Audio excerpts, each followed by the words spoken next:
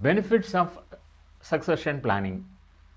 So, like challenges, there are also advantages or benefits of succession planning. Bench strength, early identification of prospective leaders, success rate for new executives in replacement positions, employee satisfaction, number of key vacancies, and lower rate of turnover. So, the extent to which leadership job openings can be filled from the internal pool, that is another point. And in a IT industry, this is carried out with much ease when compared to other industries, unless otherwise it demands or the management want to have people from external circle. Otherwise, internal roles are being filled up without any difficulty. So, the average number of qualified candidates for each leadership position can be ascertained. The number of positions with two or more ready now candidates, and it will be a major task for the HR managers to decide which person to be recruited for which position, as they will be having the complete data of the people who are waiting for promotion or waiting for the succession role, and the attrition rate from the succession pool.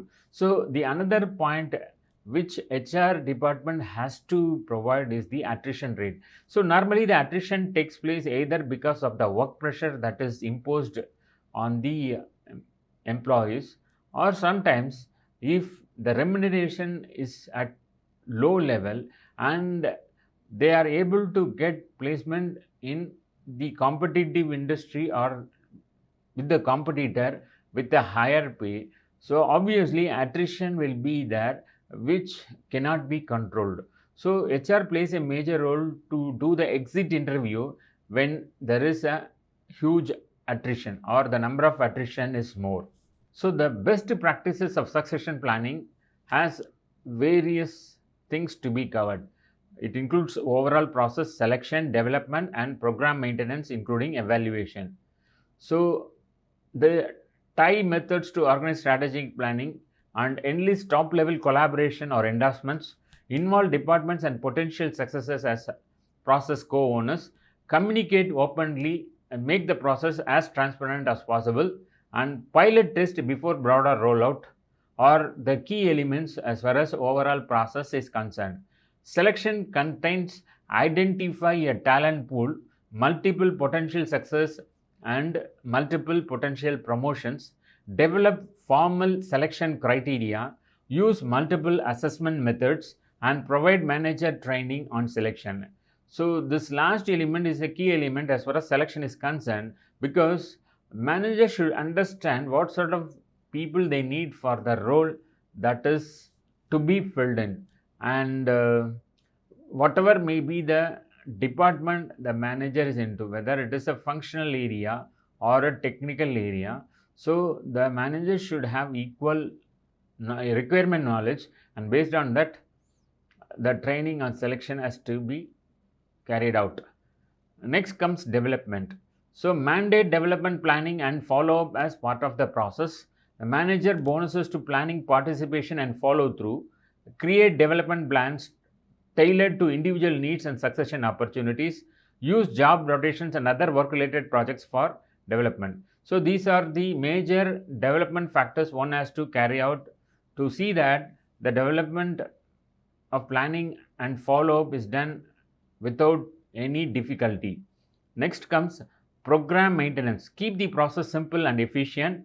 Approach the process flexibly and evolve it continuously. So it should be a continuous process and there should not be any gaps in between. So which has to be adhered properly.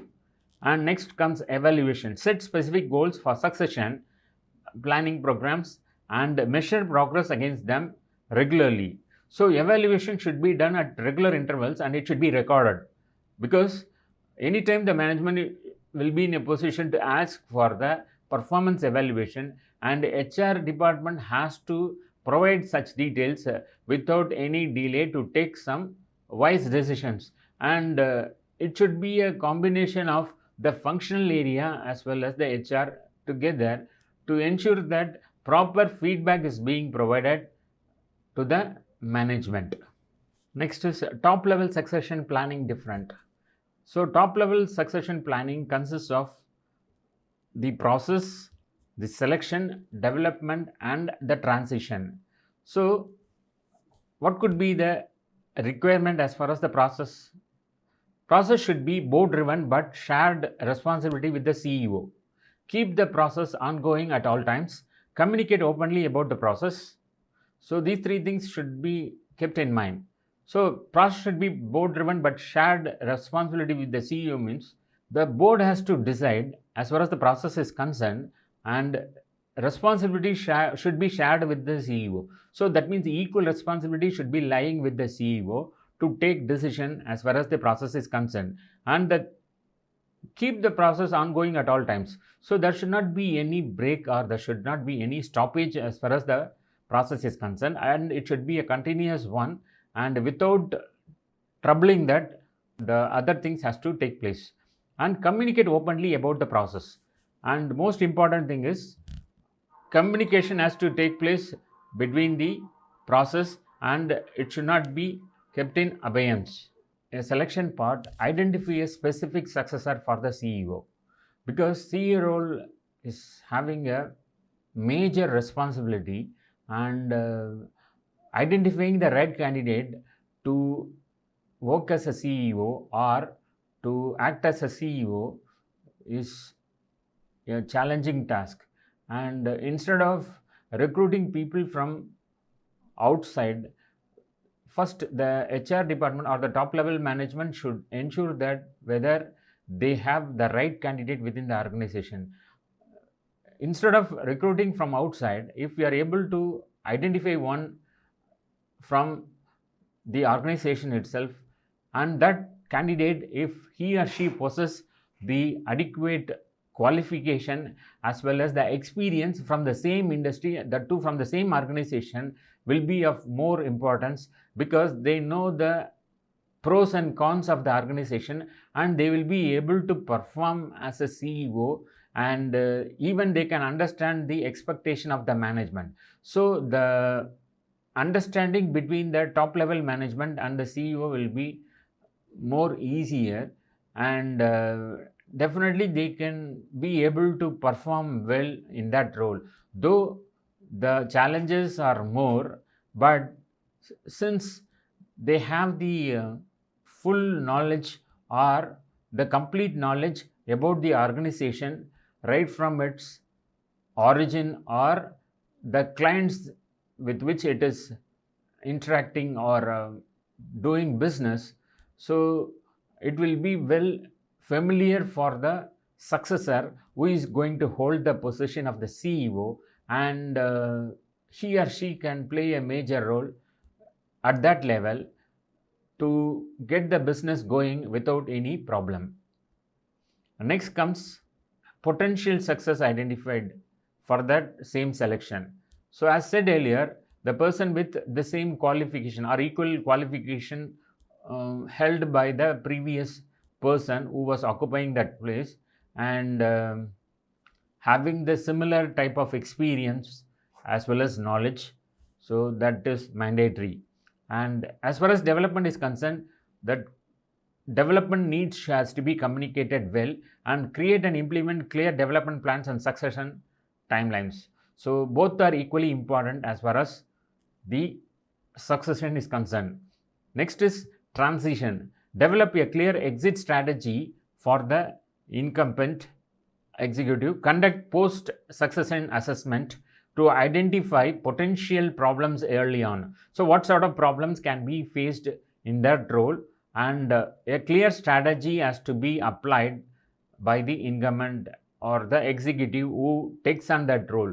So whether equal expectation can be there, but at the same time this person really has the quality or the skill set that is needed for the CEO, how one can ascertain. So HR's role will be to identify either by personal interview or do the initial level of screening that is really needed for succession role, and it has to be implemented, or that has to be noted or informed to the top management or the board of directors to see that this role is getting filled without any problem or difficulty. And the things that has to be kept in mind or remembered: succession plan may be expected. Succession plan is more a curse than a presence blessing, so it can be treated either way. And succession programs should limit their focus to linchpin positions, those considered most critical to the organization need. So as said earlier, when the company is facing a tight situation or a crisis situation, so whether a successor from the internal part is good enough has to be seen. So ultimately the management has to decide so what sort of recruitment or placement they are going to do, because when the company is facing a crisis situation, any succession that can be done within the organization, is it going to give fruitful results?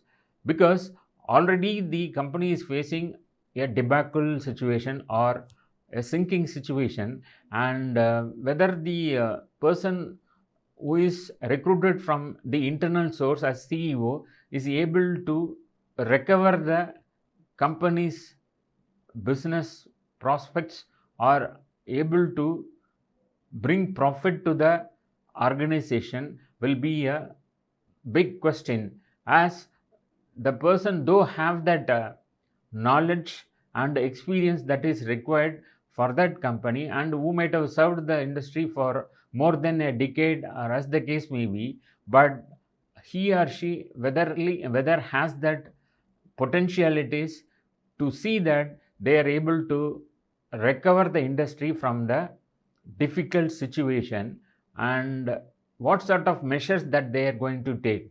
So this is a challenging thing. That is why it's said its absence is more a curse than its presence a blessing.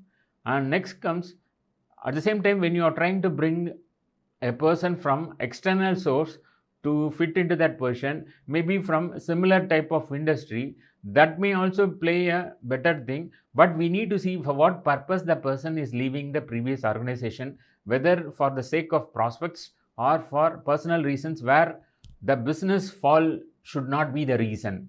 So if that is known or that is understood, so this sort of recruitment can take place, keeping aside the succession plan.